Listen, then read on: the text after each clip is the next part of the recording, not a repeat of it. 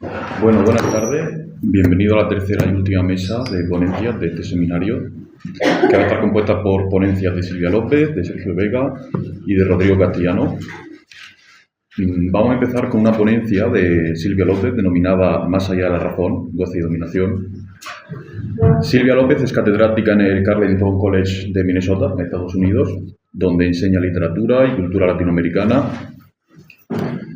Sus principales líneas de trabajo, entre otras muchas, han abordado la modernidad social, la literatura en Latinoamérica, la teoría crítica, la teoría cultural, el marxismo y la Escuela de Frankfurt. A lo largo de su investigación, también ha tratado en estos temas a autores como Adorno, Lukács, Benjamin, Roberto Schwarz, García Canclini o Rancière. Es miembro del consejo editor de la revista de la casa, por así decirlo, de Constelaciones, revista de teoría crítica, donde fue editora del número 16 de 2023, Ideas en su lugar, situando la teoría crítica en el sistema mundial, además de ser autora de, os podéis imaginar, con numerosas publicaciones. Repito, el título de la ponencia va a ser Más allá de la razón, goce y dominación. Bueno, gracias a todos por la ponencia, he disfrutado mucho estar aquí. Yo trabajo cosas más bien de corte adorniano y eso es todo un poco irónico porque mi trabajo para entrar en el doctorado fue una crítica rabiosa de una persona muy joven contra Marcuse y su último texto sobre la estética. Entonces, bueno, ha sido interesante volver ahora de mayor a releer algunos textos y he aprendido algunas cosas que cuando tenía 23 años tal vez no podía apreciar suficiente. Pero bueno, yo, como ya discutimos el primer día, cuando discutimos la lectura de Marcuse, yo he tratado de hacer la lectura del ensayo junto con otras lecturas, siendo fiel a esa preocupación freudiana de Marcuse. Y entonces pensar, bueno, ¿dónde está la teoría de los instintos hoy? Si quisiéramos leer a Marcuse bajo ese lente de su preocupación biológica, o más bien su preocupación material del ser humano con esa dimensión del inconsciente. Y para dar un poco respuesta a la última pregunta que colocó Bruna, de por qué está ahora todo peor, ¿no? Entonces lo que yo voy a hacer, porque yo sí me voy a limitar a los 25 minutos porque es muy tarde y es viernes, voy a hacer una lectura un poco del texto que leímos de Marcuse junto con el ensayo del 56 de Libertad y la teoría freudiana de los instintos, y luego voy a pasar al libro de Thomas Somsig, el trabajo del goce, para introducir el problema del goce más allá del principio del placer, y finalizar con, digamos, un trabajo empírico-teórico sobre el sufrimiento, sobre los rituales de sufrimiento, como fue desarrollado por la socióloga brasileña Silvia Viana en Rituales del Sufrimiento, que creo que ahí el principio del goce está muy bien trabajado con respecto a los reality shows, ¿no? Que es un poco esta manera de relacionarse con el sufrimiento que nos plaga hoy, ¿no? Entonces, la primera parte, Marcuse, dominación y libertad. El problema de la libertad en relación a la teoría de los instintos de Freud es un tema en el que Marcuse incursiona en varios de sus escritos. En su ensayo Libertad y la teoría freudiana de los instintos del año 56, Marcuse cuestiona la idea freudiana de que la civilización, a medida que avance en saciar las necesidades materiales humanas, se corresponderá eventualmente a un nivel menor de represión y mayor de libertad. Ese avance no aparecía en el horizonte de la experiencia humana dentro del sistema de producción que Marcuse observaba. Lo que parecía suceder era lo contrario. La irracionalidad de la falta de libertad parecía estar directamente vinculada a la subordinación de los individuos al vasto aparato de producción, en el cual el trabajo constructivo y destructivo iban dejando de ser distinguibles. La irracionalidad, convertida en forma predominante de la razón social, reducía progresivamente la distancia conceptual entre dominación y no libertad, y no al revés, como la idea del progreso civilizatorio prometía. La introyección de la autoridad transformaba el dominio de los impulsos en un logro subjetivo. De este modo, la libertad solo podía pensarse dentro del marco de la dominación y tenía que considerarse ella misma como una forma específica de dominación. o sea, aquella en la cual los medios disponibles permitían satisfacer las necesidades del individuo con un mínimo de displacer y renuncia. Esa falta de libertad necesaria se presentaba también como un acto de autonomía, uno al que correspondía una forma de compulsión moral en un sentido kantiano del término.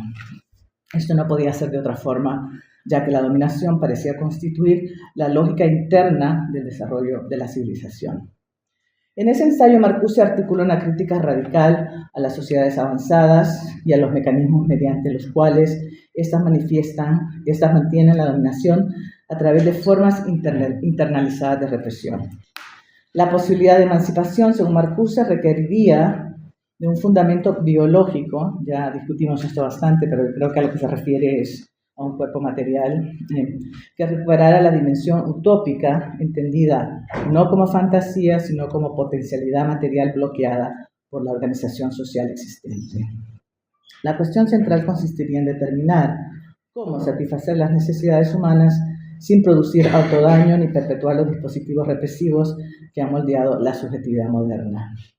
La libertad no es una condición simplemente otra de la dominación, sino una condición de carácter histórico, y su grado solo puede ser determinado a partir de condiciones históricas concretas, y por lo tanto no puede construirse sobre las bases de la sociedad establecida. La dominación opera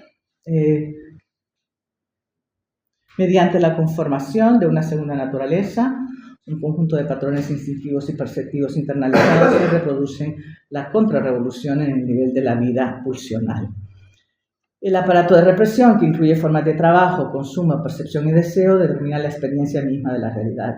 En este marco, conceptos como agresión y agresividad no deben ser meramente negados, sino convertidos en fuerzas productivas capaces de contribuir a la transformación social. La introyección de los valores dominantes llega hasta tal punto que el rechazo del sistema parecería implicar el rechazo de uno mismo. Lo que está en juego para Marcuse es la posibilidad de una desublimación que no anule la manifestación espiritualizada de la energía humana, sino que la reconduzca hacia nuevas posibilidades de satisfacción. Este desplazamiento implica una transformación del sujeto-objeto del placer en sujeto-objeto de trabajo. El proyecto emancipatorio exigiría, por tanto, una transformación de la naturaleza del trabajo y la emergencia de una nueva sensibilidad orientada a afirmar los instintos de vida frente a los de la culpa y la agresividad. ¿Cómo y en qué ámbito se podría desarrollar esa transformación? Según Marcuse, esta nueva sensibilidad fundaría un nuevo principio de realidad, donde la inteligencia científica se pueda sublimar en un ethos estético y donde la subjetividad rechace identificarse con una historia marcada por el dominio y la servidumbre. Esta sensibilidad habilitaría modos de realidad, hasta entonces relegados al ámbito de la imaginación estética. La libertad aparece aquí como una necesidad biológica incompatible con cualquier forma de represión que no esté orientada a la protección y el mejoramiento de la vida. Se abriría así la posibilidad de una nueva relación entre sensibilidad y conciencia radical que configure la realidad como una forma expresiva inédita y como una protesta contra el aislamiento del desarrollo material. Para Marcuse, el arte no solo anticipa nuevas modalidades de trabajo, pensamiento y placer, sino que opera como una crítica modelada del conocimiento, modelierte Academy's Critique, aunque permanezca en una situación de transición. Las fuerzas subversivas que emergen de este proceso buscan reconfigurar la agresividad entendida como experiencia mutilada y como rechazo de la diferencia. El pensamiento negativo en este marco se revela como un pensamiento orientado hacia un futuro que ya está contenido en el presente, un futuro que se manifiesta como liberación. Es por esto que cuando la protesta política tiene un carácter total, alcanza una dimensión estética anteriormente considerada apolítica. En Marcuse debemos entender este recurso a lo estético, por una parte, como un paso lógico en la progresión de un argumento sobre la sensibilidad, pues el campo conceptual del que Marcuse puede echar mano para poder desarrollar la idea de una materialidad histórica de lo sensible, y por otra parte, este tipo de discusión de lo estético como arte, en la concepción más kantiana del término, encuentra en esa formulación su propio límite histórico. Para poder ampliar la concepción de lo estético, esta tiene que pasar por su diferenciación, no tanto en un retroceso, digamos, a Baumgarten, sino en el sentido de lo estético como estesis a lo Rancière. Se necesitaría una ampliación de todo el ámbito de lo sensible, haciendo de la política una partición de ese campo donde se pueden dar nuevas relaciones de ver, oír y hablar, para poder dejar atrás el chaleco conceptual que en aquel momento ofrecía únicamente la politización de la estética o la estetización de la política. Marcuse intuye muy bien estas limitaciones y la necesidad de ampliar el campo de lo sensible, pero no tiene a la mano otro vocabulario que lo lleve al terreno de esa nueva ampliación de la percepción.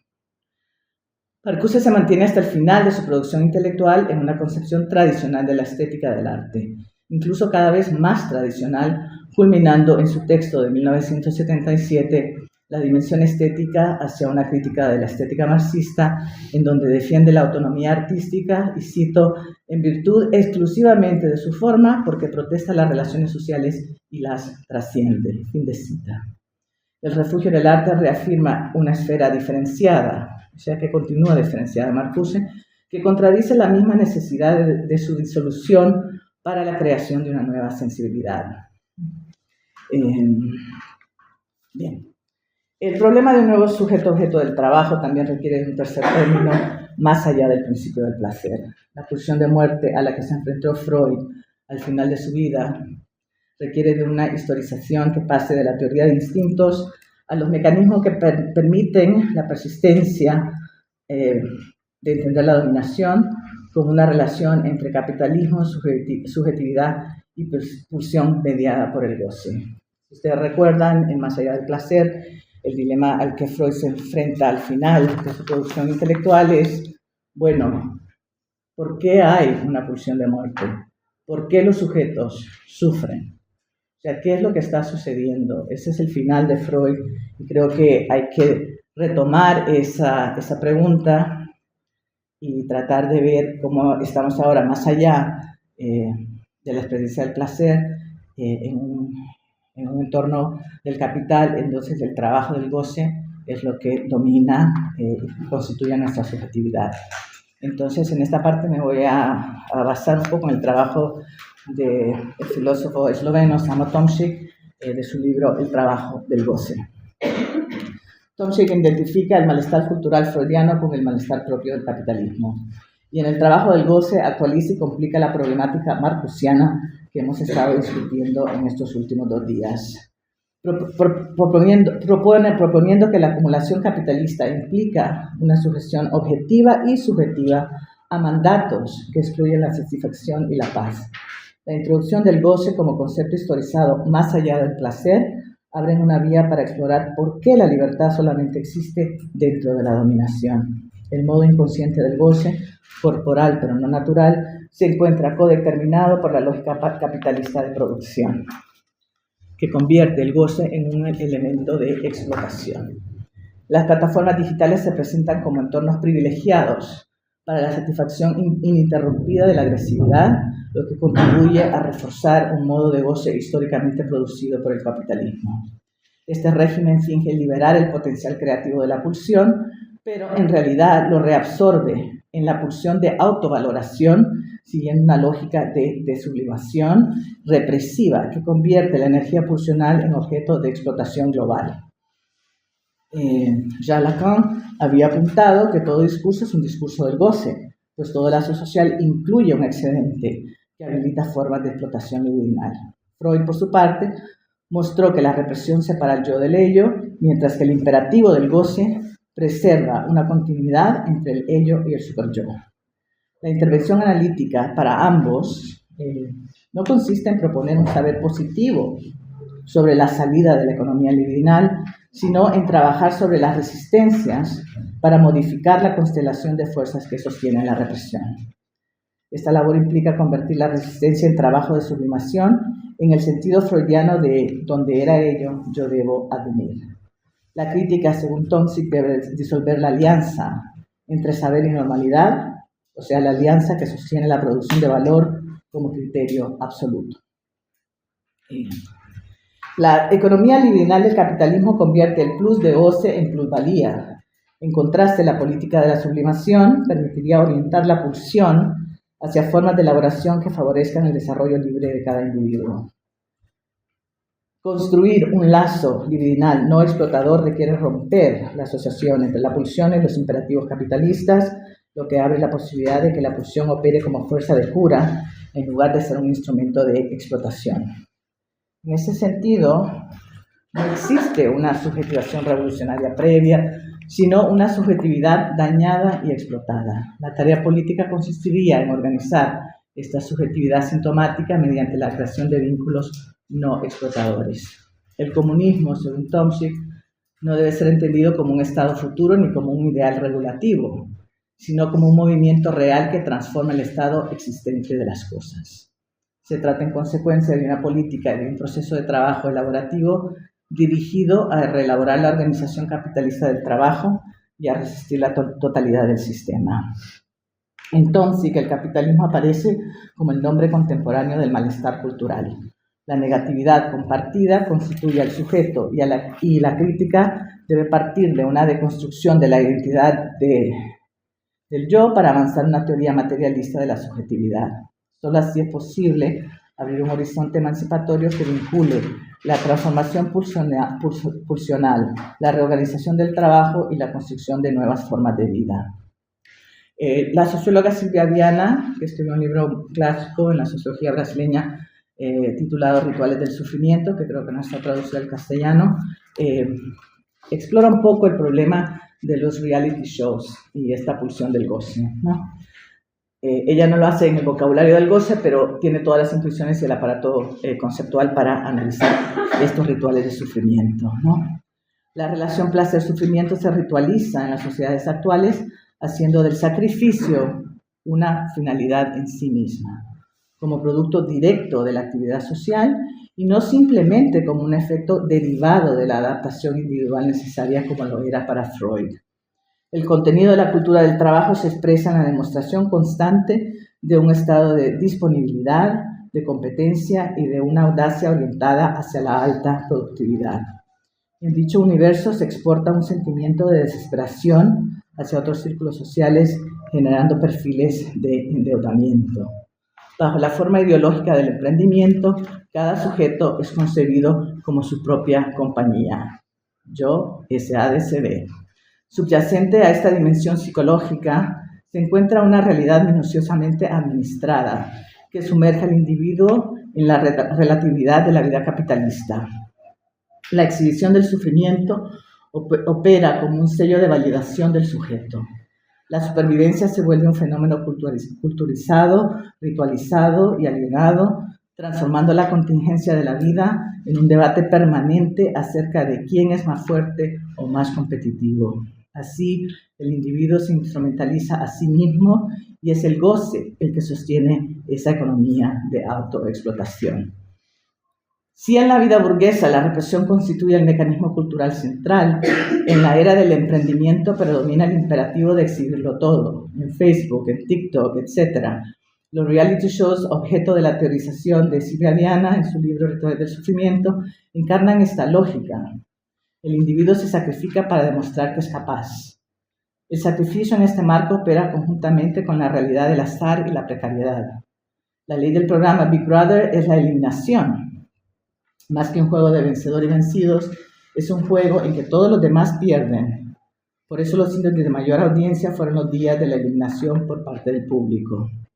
La sociedad no se ve más dividida por intereses, ni siquiera tiene sentido hablar de sociedad, pues lo que prevalece es la división entre los que forman parte de ella y de los que no. Cuando el aparato de selección se vuelve regla, eso es lo único que permanece, convirtiéndose en un fin en sí mismo, convirtiendo toda selección en una selección negativa, y su verdadera finalidad no es un escoge, sino el movimiento mismo que genera. Las personas son eliminadas no por ser indignas de permanecer, sino porque hay una cuota de eliminaciones que debe ser cumplida. Un escenario lejano de la flexibilización de la producción como respuesta del capital productivo, incierto y urgente de la rentabilidad. En cuanto a la pregunta del sufrimiento a los que son sometidos los participantes, la respuesta siempre es: fueron ellos los que voluntariamente entraron al juego. Esa libre opción está sometida a la ley de la sobrevivencia, como la del que escoge repartir comida o escoge trabajar hasta ser eliminado al azar. En la actualidad, la sumisión de la vida se ha transformado en un proceso de socialización destructiva, ejecutado de manera aparentemente serena por el capitalismo tardío y flexible, cuyo resultado es una forma de relativización de la vida. La jerga y los rituales del individualismo contemporáneo buscan distanciar la conciencia de la rígida interdependencia social, apelando a una lucha por la sobrevivencia indispensable para los mecanismos de control. Partiendo de una sociedad aislada que en cuanto tal es simultáneamente víctima y producto del propio proceso social, el individuo se atribuye la responsabilidad por el proceso que lo perjudica a él y a los demás. De manera inmediata, dicha atribución se convierte en un mecanismo social eficaz que priva a la culpa de cualquier utilidad. Releyendo a Marcuse, solo un par de cositas más, con las teorizaciones sobre el goce permiten comprender cómo funciona la dominación en la actual coyuntura. No solo no opera únicamente en el plano económico o institucional, sino en la estructura misma de la subjetividad. Tanto la organización capitalista del trabajo como la economía libidinal que la sostiene producen formas de percepción, deseo y goce que reproducen el orden vigente incluso cuando éste se experimenta como sufrimiento. Frente a ello, la propuesta emancipatoria exige una transformación profunda del vínculo entre pulsión, trabajo y sensibilidad. No basta con modificar estructuras externas si persisten los patrones instintivos y afectivos que sostienen la dominación en una compulsión de sufrimiento y sacrificio como parte de la producción del sujeto mismo. Marcuse nos advirtió ya hace un tiempo que la liberación requería de una nueva sensibilidad capaz de reconfigurar la experiencia, el cuerpo y la imaginación, y que cualquier política transformadora debería integrar una dimensión estética que abriera posibilidades inéditas de la vida. Entonces actualiza esta intuición al mostrar que el capitalismo no solo explota la fuerza de trabajo, sino también la libido, convirtiendo el goce en un dispositivo económico y disciplinario. La tarea crítica consiste, por tanto, en desplazar la pulsión de la lógica de la compulsión y de la explotación hacia un trabajo de elaboración y sublimación que permite el desarrollo libre de los individuos. La emancipación no será entonces el resultado de un ideal proyectado hacia el futuro, sino de un proceso material que reelabore las condiciones subjetivas y sociales del presente. Este proceso pasa por desactivar la alianza entre identidad, normalidad y producción de valor, y por construir lazos sociales no explotadores capaces de sostener nuevas formas de vida. Si el capitalismo es hoy el nombre del malestar cultural, la política emancipatoria solo puede emerger desde una crítica que combine transformación social, elaboración pulsional y apertura de la percepción sensible. Gracias.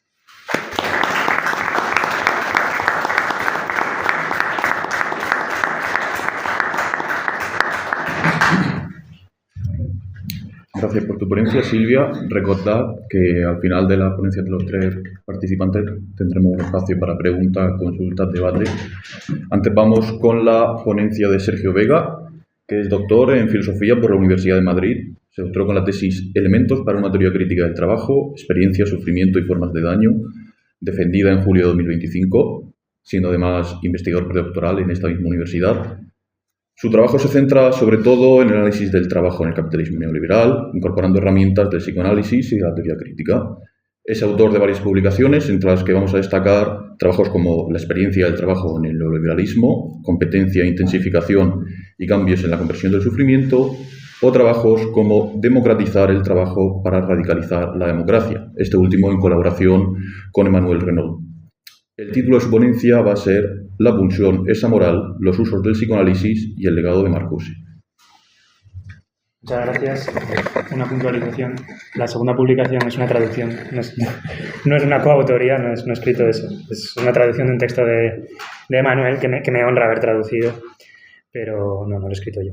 Pero muchas gracias por la presentación. Gracias a Jordi por la invitación y a todos los organizadores y todos por estar aquí un viernes por la tarde, a todos los miembros de la Sociedad de Estudios de Teoría Crítica y a toda la gente que con muchísimo esfuerzo sacan adelante la revista Constelaciones y que permiten que siga vivo aquí en nuestro contexto el impulso de la teoría crítica. Mi situación laboral ha cambiado mucho desde que me doctoré, que no fue hace muchos meses. Ahora mismo estoy trabajando en un instituto y, bueno, mi relación con la teoría se ha vuelto un poco menos intensa. Entonces, quizá no le pueda hacer justicia a la segunda mitad del título, voy a intentar al menos hacerle justicia a la primera mitad y dar algunas claves de los usos que hace Marcuse del psicoanálisis. Siempre es un ejercicio complejo ubicar la figura de Marcuse en el conjunto de la teoría crítica. Sobre él pesan las mismas dificultades en la recepción popularizada que también pesan sobre las teorías de Adorno y Benjamin. Es habitual situar a un lado a Adorno como pesimista en cuestiones de teoría social y de la cultura y a Marcuse y Benjamin como si fueran pertenecientes a un bando entusiasta que afirma los potenciales creadores de la tecnología, la vanguardia y la cultura popular. Hoy esa imagen de los autores de la primera generación no se sostiene y conocemos sobradamente sus posiciones en estética y teoría de la cultura, las filiaciones que tiene cada uno, pues Marcuse recuperando un poco más al Schiller de las lecciones de estética, Adorno más metido en otras discusiones que tienen que ver con la relación entre forma y contenido en la obra de arte, las lecciones de arte de Hegel, la promesa de autonomía en el arte a partir de Kant. Son posiciones bien diferenciadas que podemos ordenar de otra manera y que, sin embargo, sin distinguir entre optimistas y pesimistas, cuando se trata de pensar cómo incorporan el psicoanálisis, podemos encontrar también muchos elementos comunes. Entonces, el caso del psicoanálisis y la manera en que es utilizado por la teoría crítica es más complejo. También se presta a malentendidos, pero creo que todavía, a día de hoy, no está tan ordenado o tan deshecho el tópico como el tópico que pesa en estética y cultura. En mi intervención quiero ubicar a Marcuse en los esfuerzos por poner en diálogo marxismo y psicoanálisis, teoría crítica y metapsicología freudiana, a la hora de explicar el bloqueo de la praxis, las manifestaciones de la violencia o el enigma de la docilidad. Pese al momento utópico de la propuesta de Marcuse en Eros y civilización, hay un compromiso a no renunciar a las herramientas del psicoanálisis para explicar la constitución psíquica del sujeto, la deformación de las pasiones por la cultura, así como también encontramos un intento de historizar el psicoanálisis, es decir, una apuesta por historizar sus estructuras, por historizar la dinámica pulsional y salir del marco aparentemente fatalista del último Freud. Sin embargo, ese compromiso por salvar el elemento utópico de Eros y de una razón libidinal reconciliada con las pasiones se aleja totalmente de la pacificación a la que conduce el revisionismo neofreudiano, al que dedica una firme crítica en el epílogo a Eros y civilización, muy compatible también con las mismas críticas que Adorno dirige en el psicoanálisis revisado y que dio lugar a duros intercambios entre Erich Fromm y Marcuse. Me parece, en este caso, un esfuerzo por salvar la distancia entre teoría y clínica, común al de Adorno, entre las potencialidades críticas de la metapsicología freudiana y una clínica, por otro lado, que puede conducir a la reconciliación con los principios de felicidad, eficiencia y sana adaptación del individuo. En este punto quiero destacar que la crítica al revisionismo neofreudiano es un ejemplo de cómo el utopismo de Marcuse no se traduce en utopismo ingenuo. Es apreciable también un cambio de tono que seguramente las personas más expertas en Marcuse podéis matizar mucho más que yo. Hay un cambio de tono entre Eros y civilización y el hombre unidimensional y se aprecia en todas las intervenciones que escribe sobre psicoanálisis, como la que ha citado Silvia. Son escritos en los que va matizando Marcuse sus posiciones en psicoanálisis en vísperas de la publicación del hombre unidimensional y se aprecia un balance de la teoría de las pulsiones más atento al estado de no libertad del individuo, un tono más grave a la hora de hablar de la heteronomía y de la posibilidad de que el mayor peso en la constitución del sujeto lo tengan mediaciones externas al individuo y a la familia. Ahí insiste Marcuse en que la psicología es una cuestión política, así como también lo social y el sujeto tienen que ser explicados al nivel de su constitución psíquica.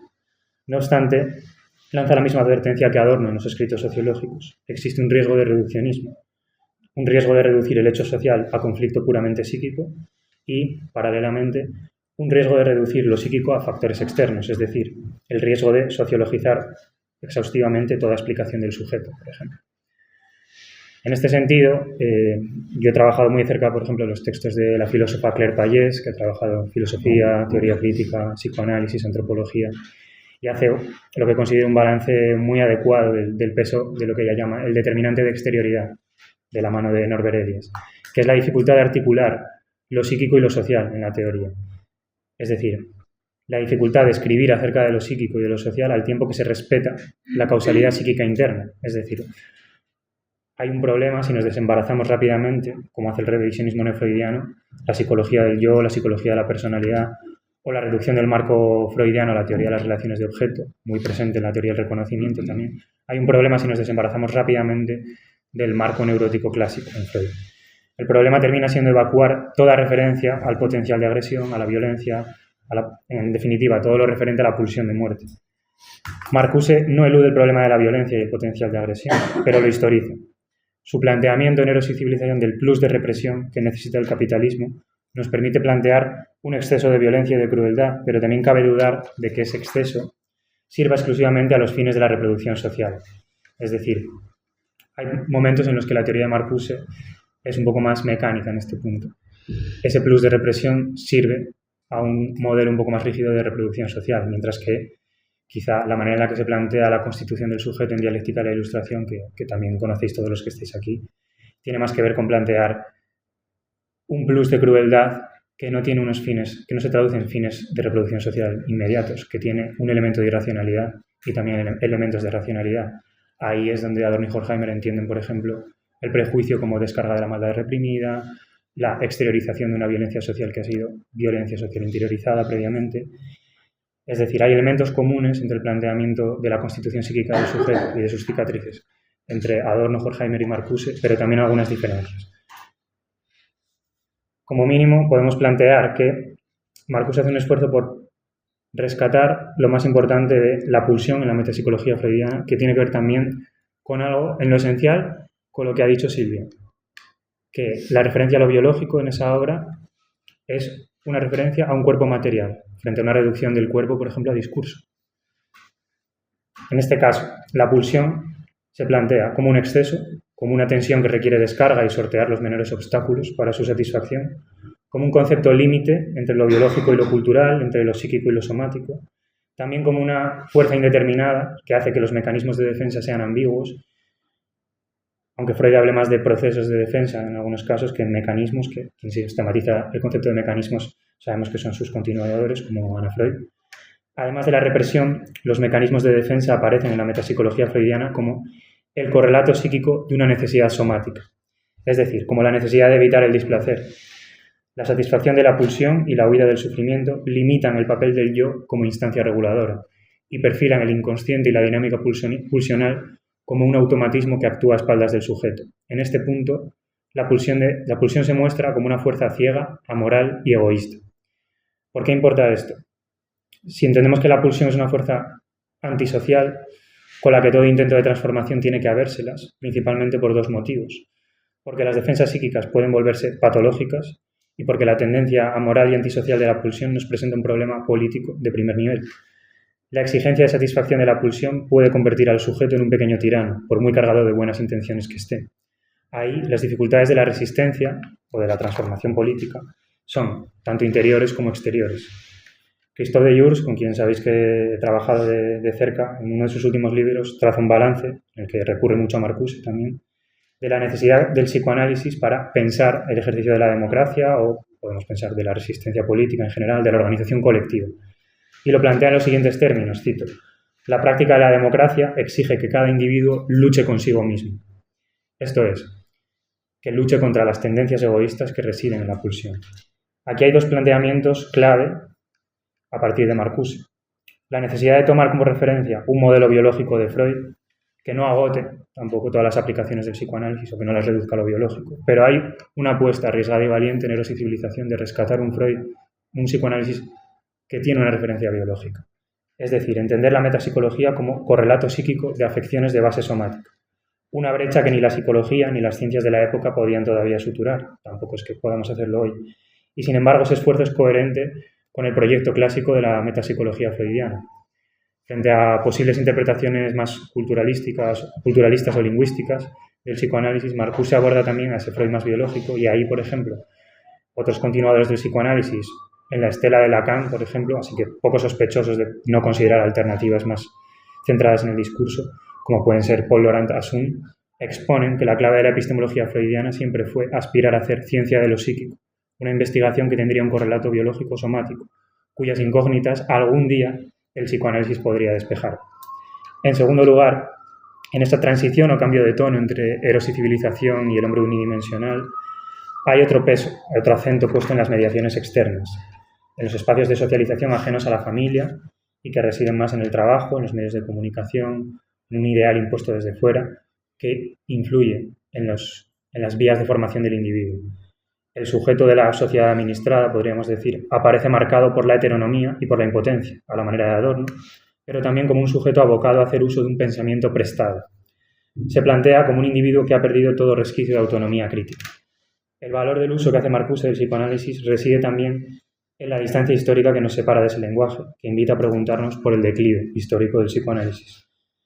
Teoría crítica y psicoanálisis de la mano todavía mantenían la referencia a una autonomía crítica, el llamado a pensar el proceso de maduración psíquica y un conflicto inherente a la dinámica pulsional, que entiende la psique como un proceso de equilibrios precarios.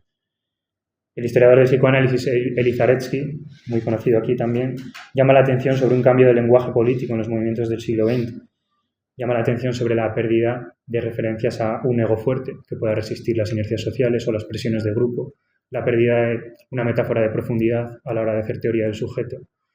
La figura de Marcuse, por otro lado, explica en parte, en gran medida, las transferencias que pudo haber de conceptos psicoanalíticos a los movimientos sociales. Todos conocemos su vinculación cercana a los movimientos, a los radicalismos políticos de los años 60, 70, lo mucho que se leyó a Marcuse, pero también la presencia fuerte de categorías psicoanalíticas en movimientos como el feminismo o el antirracismo. Y a la mente puede venir rápidamente Piel Negra y Máscaras Blancas de Fanon. Falta, sin embargo, trazar una historia del declive de las categorías del psicoanálisis, no solo en los radicalismos políticos, sino también en las disciplinas de los sí, en la psicología, en la psiquiatría.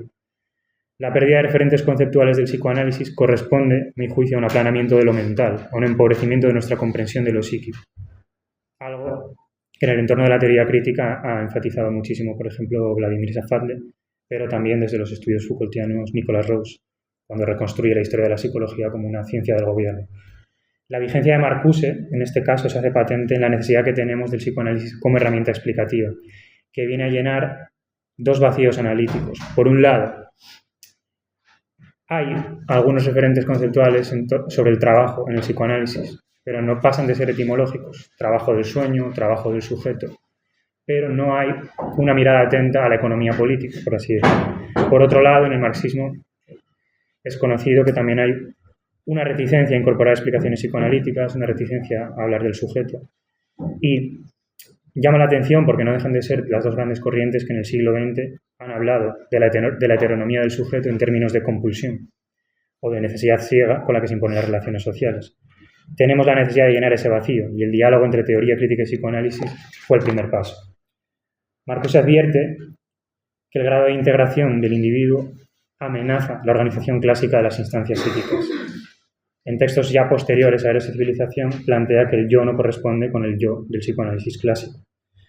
El abandono de las tesis más radicales en el ámbito de la psicología y en el ámbito de la teoría social responde a varias cuestiones, pero el psicoanálisis, él llama la atención que el psicoanálisis no es solo una técnica terapéutica, no es solo un procedimiento clínico orientado a curar la neurosis, es una teoría del funcionamiento psíquico que tiene el carácter de una antropología, en la que la sexualidad, las pulsiones, pero también el cuerpo, tienen un lugar central. La fuerza del psicoanálisis reside en sus tesis más provocadoras. Y, sin embargo, Marcuse se plantea qué consecuencias tiene que el ideal del yo, a la altura de los años finales de los 50, principios de los 60, venga impuesto desde fuera. Es decir, si la obsolescencia del psicoanálisis, que es el título de uno de sus textos, no es también la obsolescencia de ese yo conquistado costosamente por el individuo, según la metapsicología clásica. Abordar lo psíquico es necesario para que no haya presupuestos antropológicos o preconcepciones de lo psicológico que se cuelen como polizones en nuestra teoría de lo social. Es decir, abordar lo psíquico desde el psicoanálisis es explicitar también desde qué presupuestos antropológicos hacemos teoría. El Marcuse posterior a Eros y civilización avanza hacia un concepto de dominación más cercano al de dialéctica de la Ilustración, también expresado en un concepto de cosificación, donde caracteriza la compulsión moral y física a la que aboca el principio de realidad como una fusión de libertad y dominación. El estado de no libertad aparece como necesidad ciega y como producto de la aparente libertad del sujeto, llegando a calificar la dominación de dominación triple, una dominación de la naturaleza interna, una dominación de la naturaleza externa y una dominación del trabajo. Y cito aquí a Marcuse. A la cualidad técnico-administrativa de la dominación corresponde la automatización y la cosificación del yo. Las acciones libres devienen reacciones rígidas. El yo, alienado del poder de estructurar sus pulsiones, es entregado al superyo, siendo más un sujeto de destrucción y menos un sujeto de eros. En este punto, lo que plantea Marcuse es afín a algo que intentaba hacer yo, por ejemplo, en un capítulo de mi tesis, que es distinguir de la mano de Paul Parin entre mecanismos de defensa y mecanismos de adaptación. En un contexto de máxima integración de los individuos, de cosificación del pensamiento, de respuestas inmediatas, las defensas, que antes eran una exigencia, un esfuerzo para el sujeto, pueden ser sustituidas por la mera adaptación, que supone un ahorro cognitivo de los esfuerzos que hace el sujeto para autoconservarse. Por último, teniendo en cuenta la evolución académica de lo que se entiende por teoría crítica, creo que Marcuse participa del esfuerzo inicial que subyacía al encuentro entre teoría crítica y psicoanálisis. La necesidad de anclar la teoría social en una antropología realista. Frente a modelos normativos excesivamente idealizantes, se trata de no rehuir aquellas dimensiones de la maduración psíquica, del endurecimiento del sujeto, de la constitución del sujeto en términos de conflicto psíquico. Dicho de otro modo, se trata de pensar la transformación a la luz de las tendencias que nos harían naturalmente antisociales. Y, sin embargo, historizar el modelo del sujeto que nos ofrece Freud para plantear que el plus de represión es un producto histórico, que pese a que el potencial de agresión aparezca como dato natural, un estado de posible no violencia sería una posibilidad histórica de una conquista cultural. Los planteamientos de Marcuse, en este sentido, permiten arrojar luz sobre la evolución de la psicología como disciplina y sobre las ambivalencias de nuestra comprensión de lo psíquico. Es decir, llaman a hacer un cuestionamiento, una vigilancia crítica de la historia de la propia disciplina de la psicología. Planteaba en un texto muy conocido Canguilhem sobre las diferencias entre filosofía y psicología, que cuando un psicólogo le pregunta a un filósofo para qué sirve la filosofía, podemos quedarnos un poco patidifusos y no saber qué responder, pero mordazmente también podemos responder que de la facultad, si uno sale de la Facultad de Psicología de la Sorbona, calle arriba está el Panteón de los Grandes Hombres y calle abajo está la Prefectura de Policía. La crítica a los revisionistas, en el epílogo a Eros y Civilización, apunta en esta misma dirección. Por un lado, distinguir entre teoría y clínica. Distinguir un doble potencial, un doble peligro. Un potencial clínico en el psicoanálisis, pero también un potencial conservador. Llama a salvar los mayores potenciales críticos que se encuentran en la metapsicología, porque traza una explicación del sujeto no limitada por la necesidad de curar o de transformar la miseria neurótica en infelicidad ordinaria. La metapsicología, como teoría crítica, no se limita al ajuste del individuo a las exigencias sociales del entorno para conservar la salud. En este punto, según Marcuse, la terapia puede llegar a convertirse en un curso de conformismo, en una psicoeducación de ajuste al principio de realidad. Y cito, la escuela revisionista ha borrado esta discrepancia entre teoría y terapia, asimilando la primera a la última. Creo que en ese punto hay una supresión, y Marcuse también lo subraya, hay una supresión de conceptos especulativos que no son fácilmente subsumibles a verificación clínica, pero con ello el psicoanálisis pierde potencial.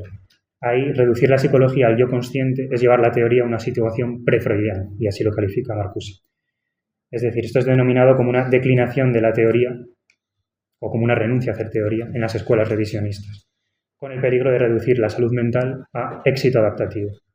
Aquí, borrar la referencia a la represión, la alienación, las cicatrices del sujeto, es decir, esa renuncia a hacer teoría es obviar los costes de la adaptación del sujeto a los imperativos sociales y no correlacionar contradicciones del sujeto y contradicciones sociales.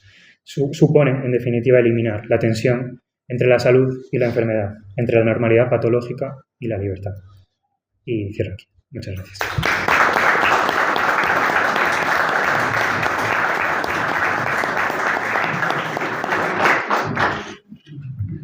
Gracias por tu ponencia, Sergio. Vamos a concluir con la tercera ponencia, que viene a cargo de Rodrigo Castellano, que ha cursado el grado de Filosofía en esta misma facultad, también en esta misma facultad el máster en Estudios Avanzados, y actualmente realiza su tesis doctoral, si no me equivoco, sobre ciertos aspectos de la filosofía de Benjamin, también de Marcuse, poniéndose en la órbita de autores más actuales, como Mark Fisher, Ray Jameson, ¿no? Y el título de su ponencia es La tendencia oculta en el psicoanálisis, variaciones y actualizaciones sobre Herbert Marcuse y la problemática de la emancipación y la estética. Bueno, pues primero que nada agradecer a toda la organización que ha hecho posible estas ponencias, así como también a todos el resto de ponentes. Y bueno, quería empezar con una especie de advertencia, y es que la idea que quiero tratar todavía la estoy tratando muy en ciernes y no está del todo desarrollada, o sea que no puedo hacer una exposición que sea demasiado propositiva, pero sí que me gustaría quizá hacer un intento de primera aproximación, algo así como plantearnos las relaciones entre estética, de sublimación, emancipación en Marcuse, y cómo estas relaciones pueden afectar a nuestro presente. Así que sin más preámbulo comienzo con la charla. El concepto de tendencia oculta en el psicoanálisis aparece, como es sabido, en el primer capítulo de Eros y Civilización, en el contexto de la explicación del proyecto del libro en relación con la filosofía y el psicoanálisis freudianos. El sentido de esta afirmación está ligada a la teoría de los instintos de Freud y cómo la recoge Marcuse. Como dice Marcuse en el primer capítulo, el concepto del hombre que surge de la teoría freudiana es la acusación más irrefutable contra la civilización occidental. De acuerdo con Freud, la historia del hombre es la historia de su represión. La cultura restringe no solo su existencia social, sino también la biológica, su estructura instintiva en sí misma. Sin embargo, tal restricción es la precondición esencial del progreso. Para Freud, la satisfacción buscada, y esto ya nos la cita, la satisfacción buscada por el principio del placer se revela destructiva e incompatible con las formas sociales y culturales más desarrolladas. Dejados libres de represión y haciendo caso de sus propios instintos, los seres humanos nos revelaríamos como seres en conflicto constante los unos con los otros, sádicos y destructivos, sin ninguna forma de organización social compleja y condenados a una suerte de violencia lucha por la vida constante. Los conflictos e imposibilidades de esta búsqueda constante del placer, así como la imposibilidad de la satisfacción total y constante a causa de la propia limitación técnica del ser humano y la escasez de la naturaleza, obliga al ser humano a operar un cambio en el principio que rige su economía libidinal, del principio del placer al principio de realidad. Este último es condición de toda forma de civilización para Freud. Modifica el principio del placer y con él las fuerzas instintivas y su potencialidad destructiva, y con ello se modifica la naturaleza instintiva del ser humano, sus objetos, modos y representaciones. El ser humano logra con esto ser un ego organizado y racional, con facultades de razón, memoria y juicio. Las energías libidinales y los deseos se postergan y se redirigen en actividades socialmente útiles, tales como el trabajo, y enfocadas a la transformación calculada y racional del mundo circundante para la satisfacción de las necesidades de los individuos, restringidas y modificadas por el mismo proceso de realidad, cual además es interiorizado y reproducido en el interior de cada individuo a través de un proceso complejo de introyección, aprendizaje, repetición, adaptación, etc. La satisfacción total como valor cultural se vuelve así imposible. El placer y la satisfacción pasan a estar limitados o relegados a una élite social, mientras que el grueso de la población ve cualquier tipo de satisfacción postergada eternamente en pos de un trabajo socialmente útil. La cultura o la civilización está supuestamente destinada para Freud a garantizar un desarrollo de la vida humana, su mantenimiento, perduración y complejización en formas más elevadas, así como una sublimación y desarrollo de los deseos de la animalidad inmediata a formas más complejas y elevadas. Esto es, la cultura y la represión que conlleva, la postergación de la satisfacción inmediata, la sublimación de la energía libidinal, la imposición del trabajo alienado socialmente necesario a la mayor parte de la población humana, se imponen como una forma de hacer predominar el eros frente al impulso de muerte y las tendencias destructivas supuestamente naturales del ser humano. La dimensión de los deseos del hombre, y cito aquí a Marcuse, y los instrumentos de su gratificación son aumentados inconmensurablemente así, y su habilidad para alterar la realidad conscientemente de acuerdo con lo que es útil parece prometer la superación gradual de las barreras ajenas a su gratificación. Sin embargo, ni sus deseos ni su alteración de la realidad son de ahí en adelante suyos. Marcuse no se puede tomar tan a la ligera las afirmaciones de Freud sobre el progreso. Su momento histórico ha venido a desmentir muchas de estas afirmaciones. La idea que late de fondo en esta aparente vuelta a Freud es una reflexión mucho más cercana a los trabajos de sus compañeros del Instituto de Investigación Social, de lo que pudiera parecer a simple vista. La problemática de la concepción del tiempo histórico y del progreso propia de las sociedades capitalistas y sus alteraciones producto de las transformaciones tecnológicas, sociales, económicas, culturales acaecidas con la implantación de la organización laboral fordista a principios del siglo XX. La vuelta a la pregunta por la posibilidad de una sociedad no represiva es una pregunta radicalmente marcada por las preocupaciones sobre su presente, el de Marcuse, y su pasado inmediato. las cuales compartía con sus colegas del instituto. Eros y civilización está escrito 10 años después del fin de la Segunda Guerra Mundial, con el Holocausto y el fascismo todavía muy presente, y en medio de la Guerra Fría, con la amenaza de la destrucción mutua asegurada en un conflicto nuclear.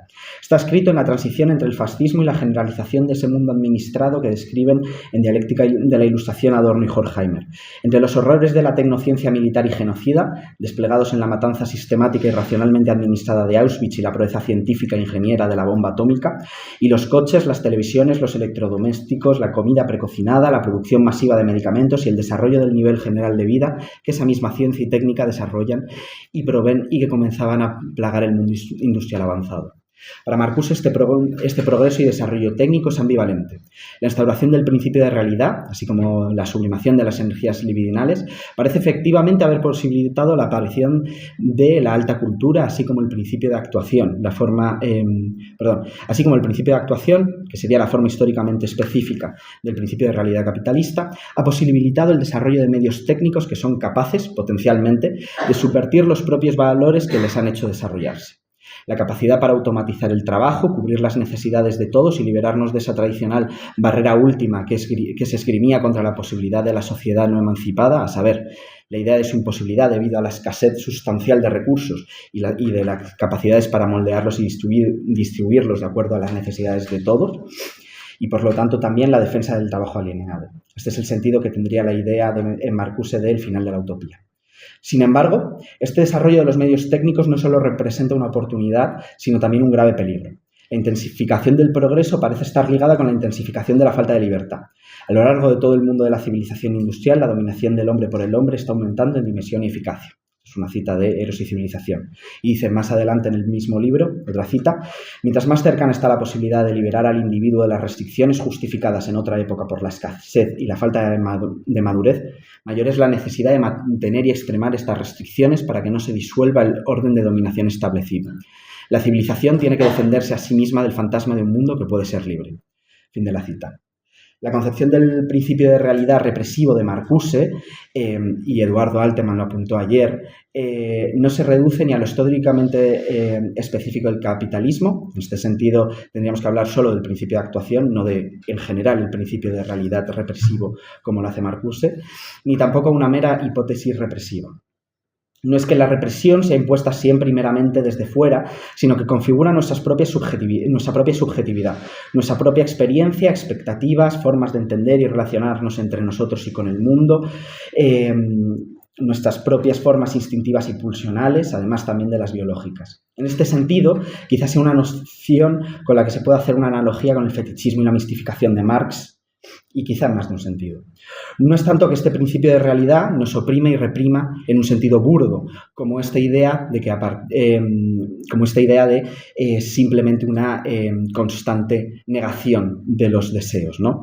La cuestión aquí se traduce en una falta sustancial de autonomía social para decidir nosotros mismos qué hacer con nuestro tiempo, con nuestra vida, en beneficio de una dominación directamente personal o impersonal, para la cual la satisfacción de nuestras necesidades plenamente es un mero mal menor. De esta forma, el desarrollo tecnológico, su progreso, en este sentido técnico y cuantitativo, lejos de servir a las posibles potencialidades emancipatorias del ser humano, se vuelve un instrumento de dominación, tanto en su propia génesis como en su organización concreta, el conocimiento, las ciencias, la técnica, las libertades, los bienes, productos de la civilización, de la sociedad represiva, conllevan formas de represión y heteronomía. Lejos de haber producido un salto cualitativo histórico, lo que han realizado es la reproducción novedosa de viejas formas de opresión, posesión y sufrimiento. Sin embargo, esto no implica que las coordenadas del problema no se hayan modificado sustancialmente. La problemática en este contexto, y precisamente debido a la mejoría y el desarrollo de los medios de dominación y explotación de la naturaleza y el ser humano, no es la de la liberación ante una sociedad que mantenía bajo umbrales de pobreza y explotación extrema a la mayoría de su población, sino que, como dice Marcuse, el problema al que se enfrenta es el de la liberación de una sociedad funcional, o aparentemente funcional, en la que parece que toda insatisfacción y frustración están justificadas por los progresos y las mejoras del nivel de vida que ha logrado. En este contexto, lejos de necesitar la sociedad una forma de represión abiertamente coactiva, Marcuse observa cómo se tiende a la implementación de una desublimación represiva. A diferencia de las formas históricamente específicas de sociedades previas que tradicionalmente buscaban una exclusión y prohibición más o menos violenta y restrictiva de las diferentes formas de satisfacción, la sociedad industrial avanzada del momento de Marcuse es capaz de incluir e incorporar los deseos y las pulsiones de los individuos, desublimadas, esto es, dirigidas al objeto inmediato de deseo, ya sean estas sexuales o agresivas principalmente. Y todo esto sirve al correcto desempeño del principio de realidad. Esta desublimación, aparentemente liberadora, sobre todo en lo que sería el ámbito de la sexualidad, permitida en las sociedades industriales avanzadas, supone una unión entre el principio del placer, o una cierta unión entre el principio del placer y el principio de realidad represiva. Una libertad que no libera, sino que oprime. Las mejores técnicas y su mayor capacidad para la satisfacción de necesidades, la mejor capacidad de integración social, el mejoramiento del nivel de vida en las sociedades avanzadas, la masificación de la cultura, la integración y la mayor capacidad de control de la sociedad industrial, permite la posibilidad de una desublimación, esta satisfacción inmediata de ciertos deseos individuales, en tanto que se interiorizan los intereses sociales por parte de los sujetos de una forma más eficiente.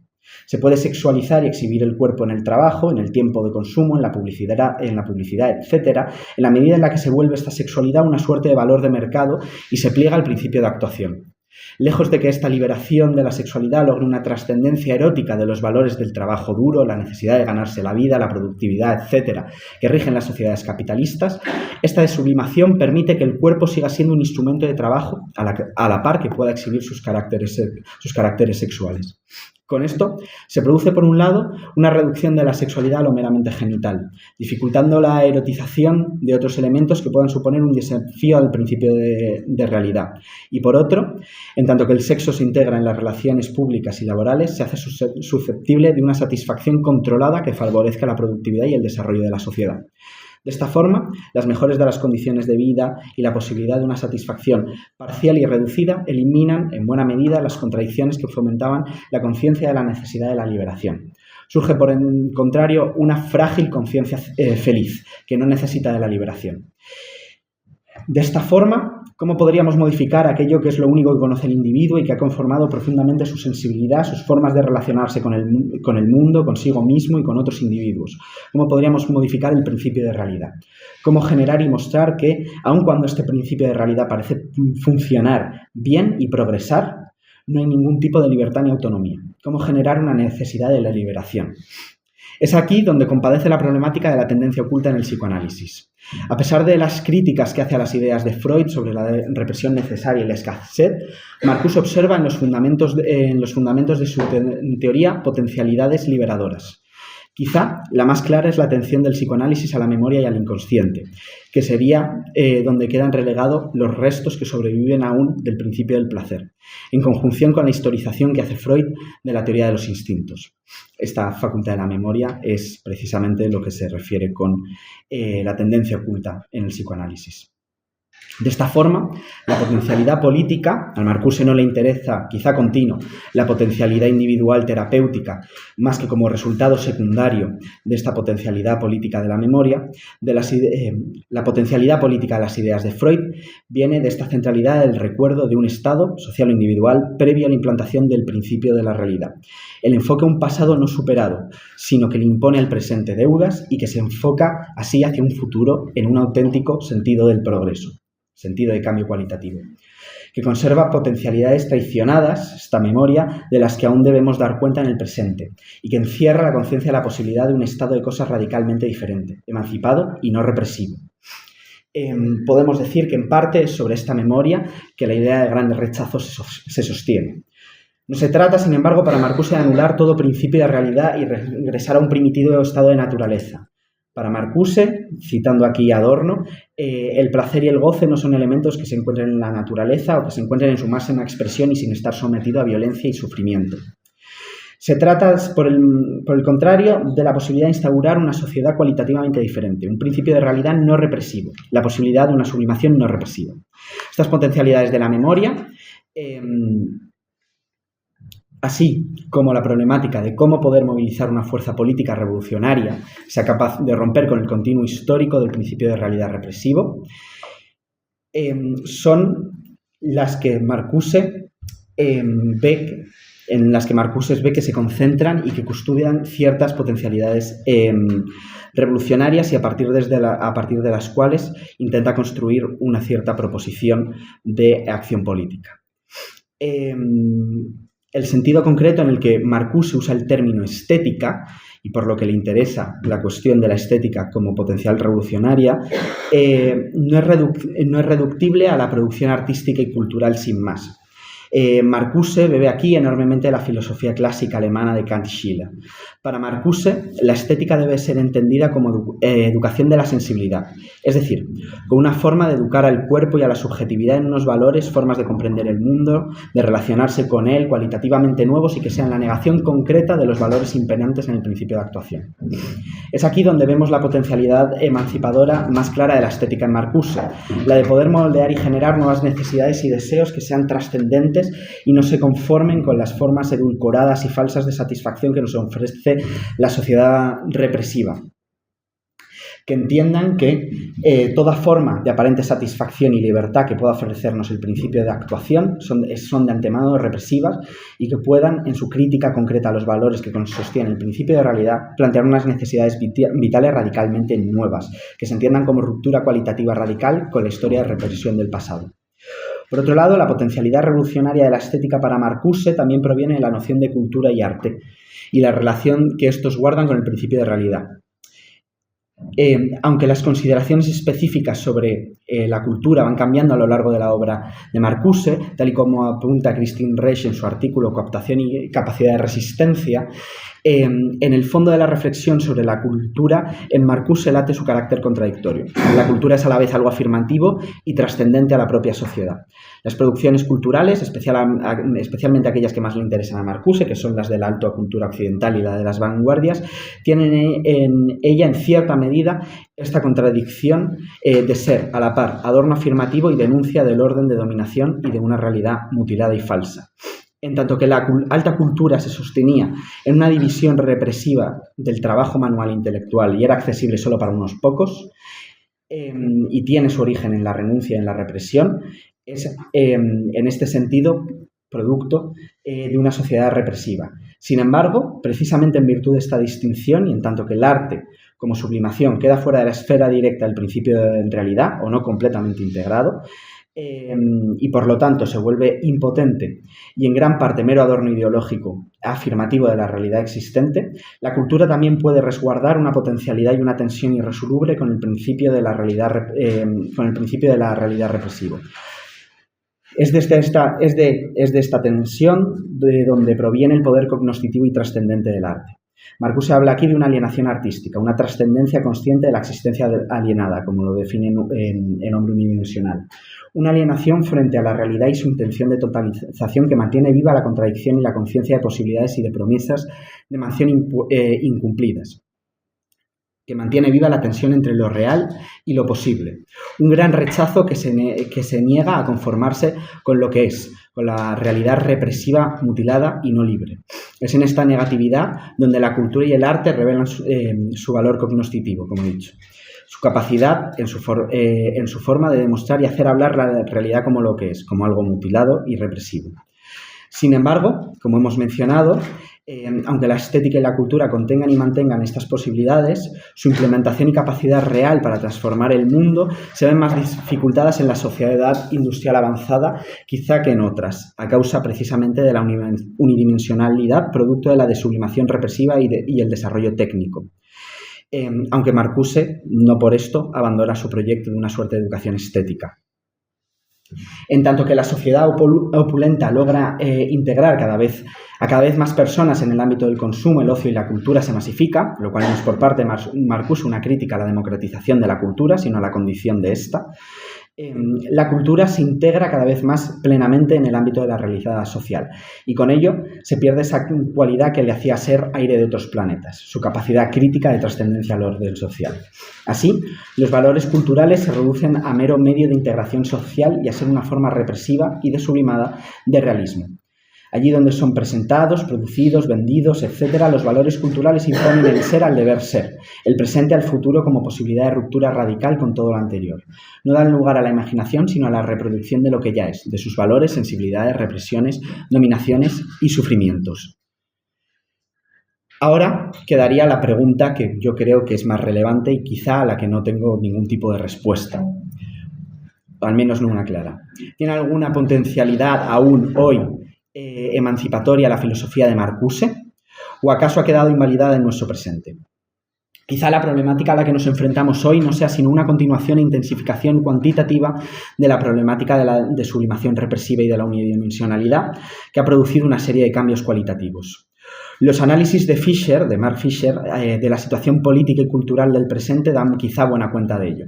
Su idea de realismo capitalista, esto es, y famosamente la idea más o menos consciente a nivel social de que no hay alternativa al sistema socioeconómico capitalista, y la forma de temporalidad cultural y política que se derivan de ella, la estasis, la repetición invariable de lo siempre igual, no son sino unas consecuencias lógicas del desarrollo de los análisis de la industria cultural y de la desublimación represiva. Pero esta intensificación y desarrollo cuantitativo, como he dicho, produce importantes cambios. Si el problema que planteaba Marcuse era el de la absorción a la lógica del capital de los elementos culturales que en su momento fueron contestatarios o capaces de generar formas de negatividad políticamente movilizadoras y revolucionarias, así como el problema de la capacidad acrecentada de integración social de cada vez una mayor parte de la población, estos problemas aparecen ahora desplazados de una forma perniciosa. No se trata ya tanto de estas cuestiones, sino de una suerte de su reverso. La incapacidad de ni siquiera plantear la pregunta por la alternativa, a pesar de que el horizonte de expectativas generadas por el desarrollo en las sociedades industriales avanzadas, en la llamada época de oro del capitalismo, se hayan derrumbado, ¿no? Con el derrumbamiento de las certezas y estabilidades laborales, la flexibilización del empleo y los mercados, la desintegración de los mecanismos estatales de protección social, etcétera, a raíz de las reformas neoliberales. Además, también la clausura de las expectativas y de las potencialidades de un futuro mejor se han clausurado en una suerte de doble sentido, ¿no? Tanto, como he dicho, mejor dentro del propio sistema capitalista, con la noción típica y liberal de progreso, así también como en un sentido revolucionario. Así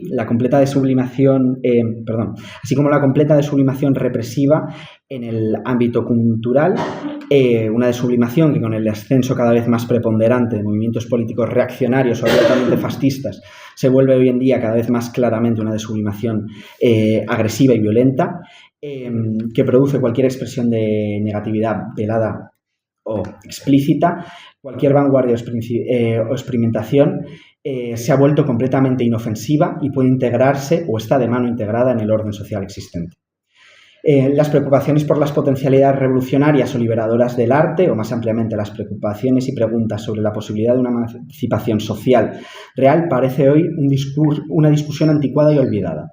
Los discursos sobre las capacidades de incorporación a su lógica de la sociedad capitalista y cómo ésta es no solo capaz de integrar con ella cualquier cosa, despojando de todo potencial emancipador que hubieran dicho objeto y reduciéndolo a mera mercancía, sino que es incluso capaz de preincorporar y configurar de antemano cualquier cosa que se piense o se desee, parecen estar ya demasiado manidos, demasiado repetidos, como para siquiera importar un poco.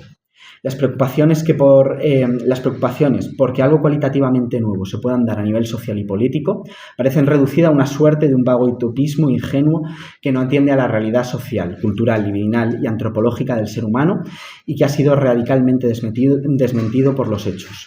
Parece ser que no es que hoy en día demos una respuesta negativa a las preguntas sobre la emancipación, afirmando en última instancia que la liberación no es posible, sino que las condiciones para que siquiera se planteen tales preguntas se han perdido. Este parece ser el topos general de nuestra época. Todo parece agotado, ninguna negatividad o crítica parece ser suficiente para que se articule un movimiento político realmente efectivo y parece que solo nos queda esperar pasivamente a ver cómo todo empeora. La promesa de la modernidad que caracteriza Marshall Berman en Todo lo sólido se desvanece en el aire y que parecía haber caracterizado buena parte del siglo XX y finales del XIX, saber, esa promesa de aventura, poder, alegría, crecimiento, transformación transformación de nosotros y del mundo, citando a Berman, en donde, otra vez citando a Berman, las posibilidades son a la vez gloriosas y ominosas, fin de la cita, hoy parece haberse perdido completamente en pos de un estado omniabarcante insípidamente ominoso. Si comparamos nuestra situación de incapacidad de imaginar alternativas a las formas dominantes de socialización con las aspiraciones de los movimientos revolucionarios o con las vanguardias artísticas de inicios o de mediados del siglo XX, nos damos cuenta de nuestra nueva pobreza. Tal y como lo describe Mark Fisher, mientras que la cultura experimental del siglo XX, añado a la cita, a lo que habría que añadir también una parte de las propuestas políticas revolucionarias y emancipatorias de ese siglo, vuelvo con la cita, mientras que la cultura experimental del siglo XX estuvo dominada por un delirio recombinatorio que nos hizo sentir que la novedad estaría siempre disponible infinitamente, el siglo XX se ve oprimido por una aplastante sensación de finitud y agotamiento. De esta forma, y no sé cuánto tiempo me queda, vale. De esta forma, quizá no parece tan extraño que un autor como Mark Fisher, que por otro lado tiene una relativa nula relación con la teoría crítica y de que, de hecho, simplemente quiero recordar que hay una referencia a Adorno, la cual cae en una simplificación demasiado burda. Como digo, de esta forma, quizá no parece tan extraño que un autor como Mark Fisher recoja en nuestro presente a un autor como Marcuse. Más allá de las conexiones e influencias que tiene el teórico cultural británico con la cultura de los años 60 y 70, que son famosas, pero que por otro lado aparecen más tardíamente en su obra que su preocupación por Marcuse. Precisamente en la recepción de Fisher y su intento de actualización de Marcuse se recogen los que creo que son los puntos más interesantes y actualmente potentes de la obra del alemán.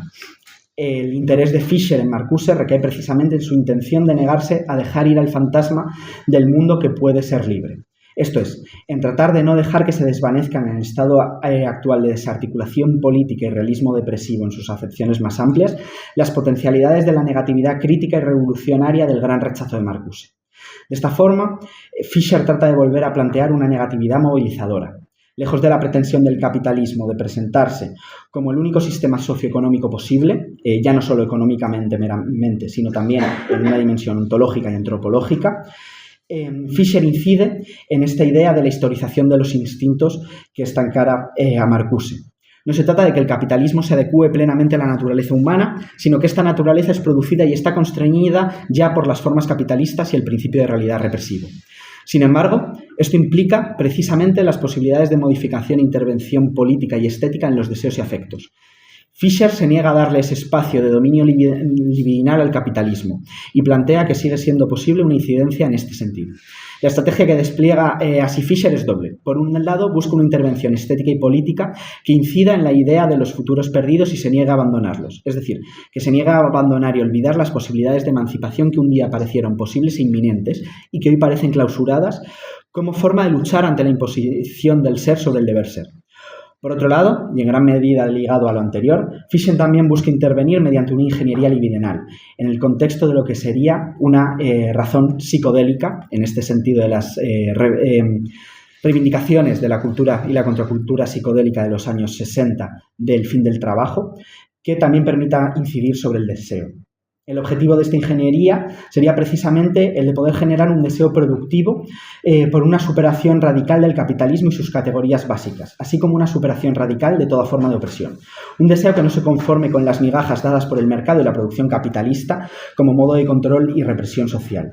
Y ante todo un deseo movilizador, capaz de crear una nueva conciencia de clase, entendido esta en un sentido amplio y no obrerista, que pueda ser capaz de volver a tener una conciencia de su capacidad como actuar, de su capacidad para actuar como agentes de transformación y poder generar dicha transformación cualitativa que rompa con la prehistoria humana.